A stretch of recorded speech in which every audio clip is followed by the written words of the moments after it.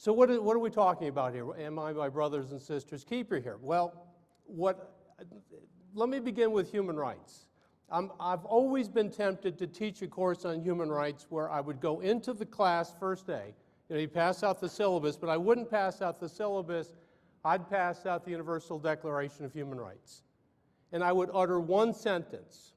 I would say to the students that human rights are rights that every individual has by the mere fact of his or her existence. And these rights are best set forth in the Universal Declaration of Human Rights.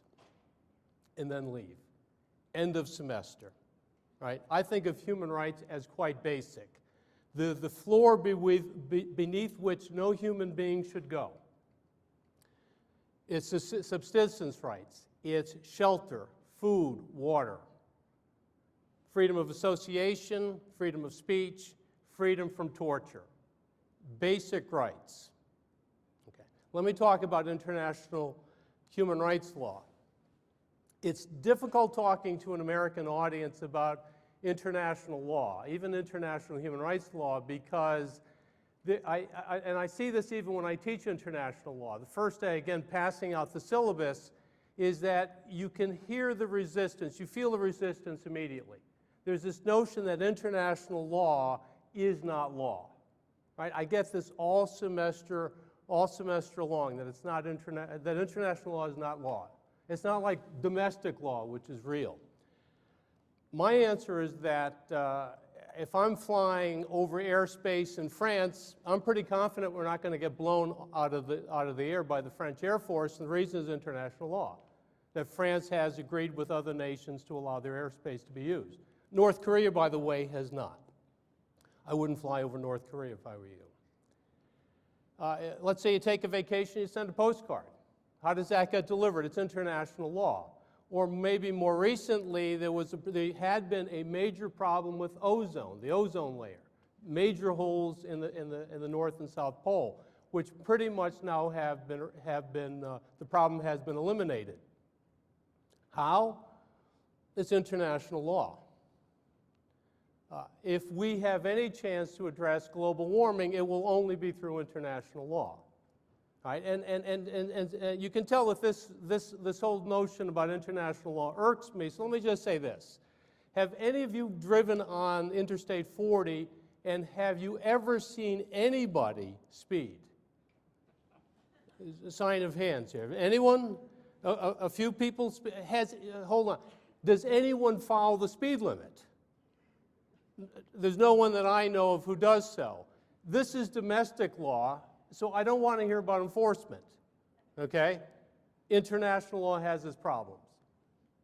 So what we have in international law, we now have a bevy of international law that I maintain that if a Martian came to the Earth, or a group of Martians came to the Earth, what we would show them is our international law. Right, we have the Universal Declaration of Human Rights, we have the Convention Against Torture, the Convention on the Rights of the Child. And there are three things I think that I want to emphasize about international law. The first one is that it's voluntary. Right? The way this happens, the way that international law happens, is that you have a treaty, and then states decide whether they want to be a party to that treaty or not. They first sign the treaty, and then they would ratify it by domestic means. And again, if they don't want to do so, they don't have to. Right? There's two countries that are not a state party to the Convention on the Rights of the Child. That's the United States and Somalia. And unlike many other international human rights lawyers, I don't criticize my own government so much. It doesn't mean that American children don't have human rights. It simply means that the U.S. government has decided it can do so on its own. So the first thing is that it's voluntary. The second thing is I think it's a misnomer to think that there's a separation between international law and domestic law, as if they're two separate and distinct entities, because what happens with an international treaty is that when a state decides to sign and ratify, right, it takes that international law and it makes it a part of its domestic law. Right? So they become one and the same. So it's not as if you keep talking about international laws as if it's on Mars or something like that.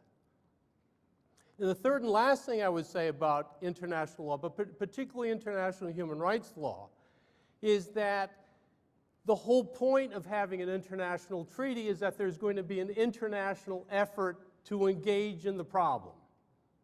Okay? I mean, take the Torture Convention as an example.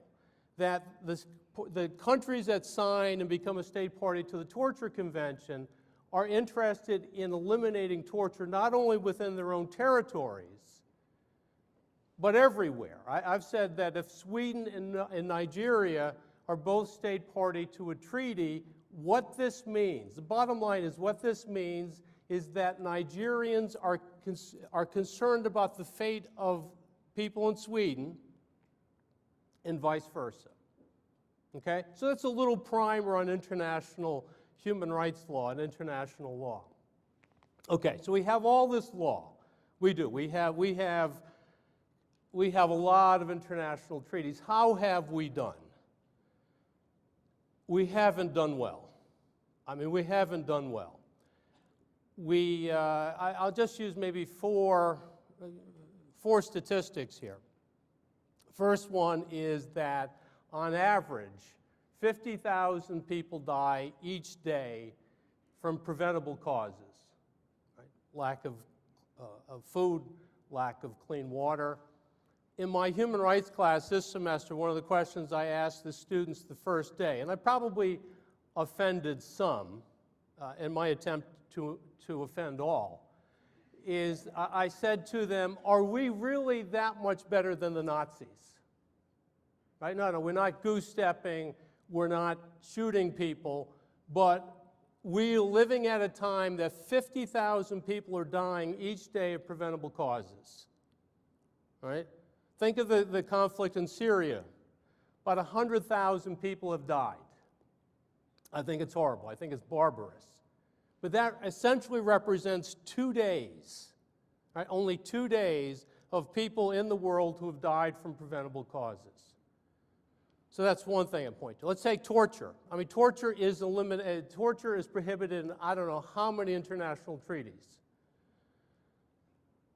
Again, I maintain if a Martian came to the Earth, they would say, geez, with all these prohibitions, I'm certainly that torture doesn't exist, certainly can't exist. Well, in about approximately 150 countries in the world, torture still exists. In about 75 states do it systematically, and maybe the irony of it all is that most of these states are party to the Convention Against Torture. Right? Signing a treaty doesn't seem like it has that much of an effect. Two more things. One is that there's about 100 million children of primary school age who are not in school, and half the women over 15 are illiterate. All right? So that's just sort of a snapshot of human rights. So what's the problem? I mean, really, what's the problem here? Well, I would maintain, and this goes back to the work I'm doing with the ETO consortium, I would maintain it is how we conceptualize human rights. Right? It is how we have taken a territorial approach. Right? So the extraterritorial obligation consortium here is trying to rethink, to be consistent with our theme here, is to rethink how we conceptualize it, because the dominant conceptualization is territorial, which is to say that every state says, well, our human rights obligations exist within our own territory, but we have no human rights obligations beyond that. And the 1993 opinion by the U.S. Supreme Court, I thought, just showed this in spades. It was about the U.S. interdiction program of taking Haitians on the high seas and returning them back to one of the most brutal dictators in the world. And so this was challenged. The United States is under an obligation not to send a person back to a country where that person's life or freedom would be threatened. So the question here is whether the U.S. program here was violative of both domestic and international law. And the U.S. Supreme Court, in an 8-1 decision, said that the obligations that the United States had only arose after someone arrived in American soil. Before then, the United States did not have any obligations to protect these people. This is a territorial approach to human rights. 8-1 decision. I'll use a second example. Let's leave the United States out of this, look at Europe. A colleague of mine, Walter Vandenholy, has done a magnificent study of the EU sugar, European Union sugar. Because of domestic subsidies, European Union sugar is the cheapest sugar in the world, and when it's sent out on the world market, farmers in third world countries are no longer able to compete with it. Now, we generally wouldn't think of this as a human rights violation. We would think, and the European Union believes, that it's up to these other states to take care of their sugar farmers. Again, they see their human rights obligations as only being within the European states. The human consequences of their policy, and I think what's really, let me use a charitable word, irritating about this, is they know that their policies are having this effect, and yet because of domestic tranquility, they're pursuing these things. So how should we think about human rights? Okay, how should we? Again, if I'm promoting to you a much different conceptualization for human rights, how should we? The UN now uses a tripartite approach to human rights. One, it's respect, protect, fulfill. Okay, and I'll go through these. Respect, protect, fulfill. Respect means that a state can't commit human rights violations itself. So we'll use the example of torture. What that means is that a state cannot torture a person. That seems obvious. What we're also pushing for, though, is to say that that obligation not to torture not only exists within the territory of this state, but outside of it. I think most people think, well, that makes sense. If you can't torture domestically, you probably shouldn't be able to torture outside your borders. And unless you're Dick Cheney, I think most people would agree with that. That was a joke, by the way, about Dick Cheney. Bad timing. Okay, so that's the duty to respect. The duty to protect, respect, protect, fulfill. Duty to protect means that the state has a duty to make sure that individuals don't commit human rights violations. Those individuals oftentimes are corporations. So let's take Apple. The Apple commercials I've been watching now are, I think, trying to promote Apple as an American corporation, right? I keep saying Apple of California. So let's say Apple of California wants to open a factory in California, and they want to hire 10-year-old children, okay? They would not be able to do so because the U.S. government or the state of California would say you can't do so. We have child labor laws, okay? That would be an example of the responsibility to protect, the duty to protect. What if, though, this Apple of California plant opened a factory in China, and it was known, as it is, by the way, that in this operation that 10-year-old Chinese children are working, okay? Does the United States government have a responsibility there? The answer that has been provided has been no. That is up to the Chinese government. The U.S. government, again, taking a territorial approach.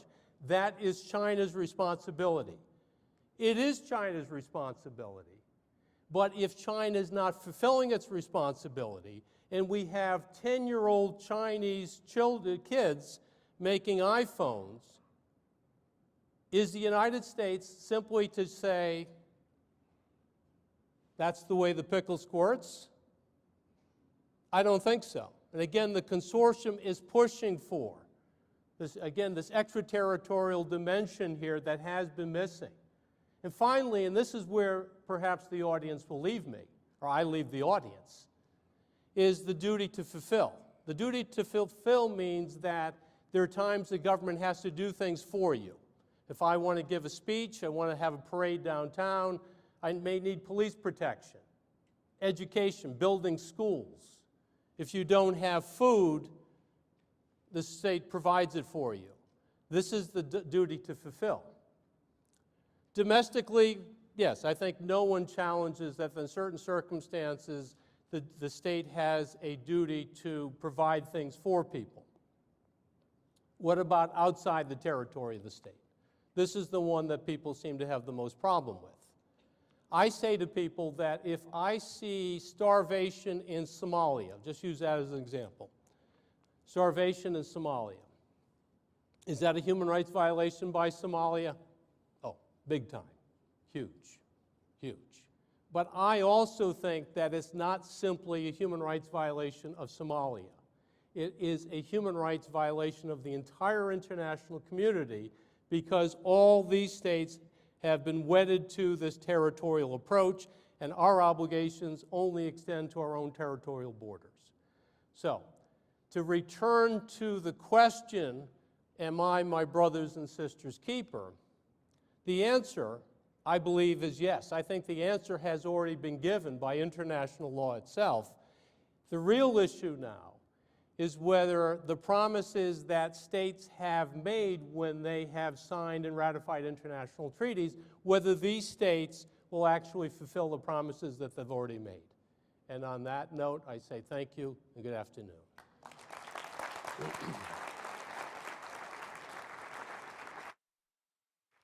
Thanks, Dr. Gibney. Okay. All right, so at this time, I would invite you all to grab a light snack in the lobby or join us in the Laurel Forum for brain teasers and a Q&A with Dr. D. Eggers. Do you have anything to say? Well, yeah, just want to make sure you all get back around 2:40 in time for us to start again at 2:50. All right, see you soon.